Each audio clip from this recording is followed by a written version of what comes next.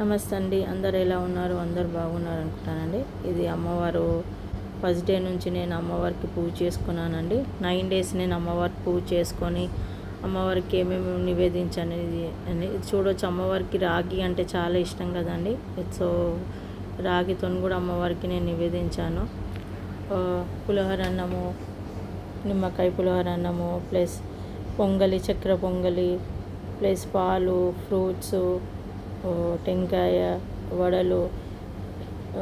అంటే ఎలా అంటే నేను ఎలా పూజ చేసుకుంటానంటే మన ఇంట్లో ఏది చేసుకున్నా ఆ 9 డేస్ కంపల్సరీ అమ్మవారికి నివేదిస్తానండి. అది బ్రేక్ఫాస్ట్ కానీ, నైట్ లంచ్ కానీ, ఈవినింగ్ కానీ మనం ఏం చేసుకున్నా అమ్మవారికి నివేదించి నేను తింటానండి.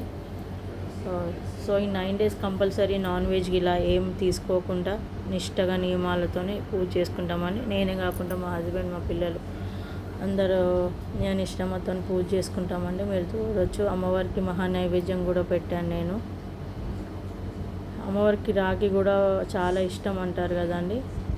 సో మేము చిన్నగా ఉన్నప్పుడు మన తెలంగాణలో చాలా చూసేదాన్ని అనమాట. నేను అమ్మవారికి రాగి పెట్టేవాళ్ళు. అప్పుడు చిన్నగా ఉన్నాం కాబట్టి మనకి ఏంటో తెలియదు, కానీ ఇప్పుడు తెలిసింది. ఇది పులిహోర కూడా చేసి పెట్టామండి, నిమ్మకాయ పులిహోర. మీరు చూడవచ్చు. అమ్మవారు ఫ్లవర్స్ 3 ఫ్లవర్స్ పెడితే ఒక ఫ్లవర్ కింద వేసిందండి.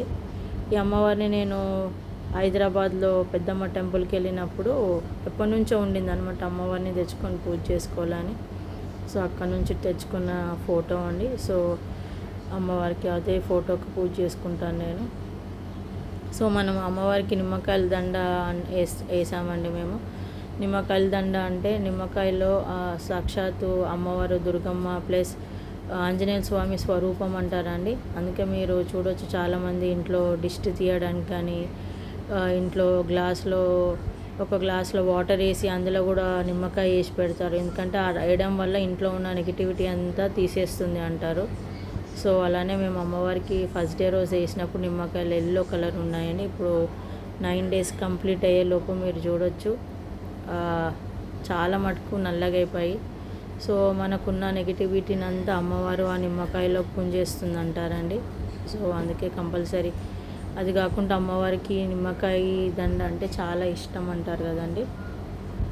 సో ఇలా నేను 9 డేస్ ఎలా పూజ చేసుకున్నాను అని ఇందులో అంత ఇన్ఫర్మేషన్ పెట్టానండి. సో అమ్మవారికి నేను మార్నింగ్ నుంచి ఈవినింగ్ వరకు మేము ఏమేమి తింటాం కంపల్సరీ అమ్మవారికి నివేదించినాకనే మేము తీసుకుంటామండి. మీరు చూడవచ్చు. ప్లీజ్ మీకు నా ఛానల్ తెలంగాణ ఛానల్ నచ్చితే లైక్ చేయండి, షేర్ చేయండి, సబ్స్క్రైబ్ చేయండి.